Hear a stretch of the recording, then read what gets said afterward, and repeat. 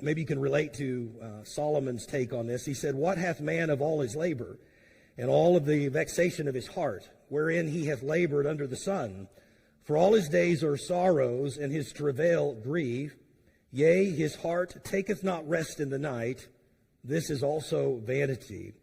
Anybody ever feel that way at night? You lay there and you stare at the ceiling, thinking about all the things you have to do, all the things that are stressful, all the things you wish you'd have done.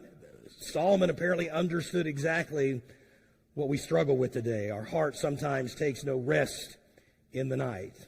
Well, I wish I had. I mentioned it, I think it was last week, that I don't have a 3-point outline to make us no longer busy. I just don't think that it's possible to not be busy. I've come to terms with that as a pastor, as just a human being. It's just life is demanding, and I don't know that there's necessarily any time in history where people aren't busy, but I do think that we are more so in our day and age. There's just too many or a whole lot more opportunities than maybe in times past to draw our time and resources away from us. So today, I do have a 3-point outline that it won't solve your busyness, but I hope that it will at least help you consider the things that you ought to spend some time on, to prioritize your days so that we honor the Lord with what He's given to us. So Psalm 90 is a great passage to really address this, because it's really one of the clearest depictions in Scripture that I know of when it comes to the picture of the eternal nature of our God.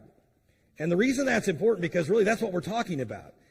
In this particular psalm, it's really encompassing the idea of the eternality of our souls and the eternality of the God that we serve. And we forget that sometimes because we get stuck in the here and now. Now, here's why this is important. By the way, this is a psalm of Moses. We don't hear too many things from him, but he's the one that wrote this particular psalm. And he wrote it, most likely, most people agree, in the idea of the children of Israel when they're wandering in the wilderness. And based on the way this is worded, I believe that's accurate. Now, here's why this is important to understand the context of what Moses is writing about, the people that he's addressing in this particular psalm, because when we contrast the mindset of the people he's talking to or talking about, and then compare it to us, man, we're not much different.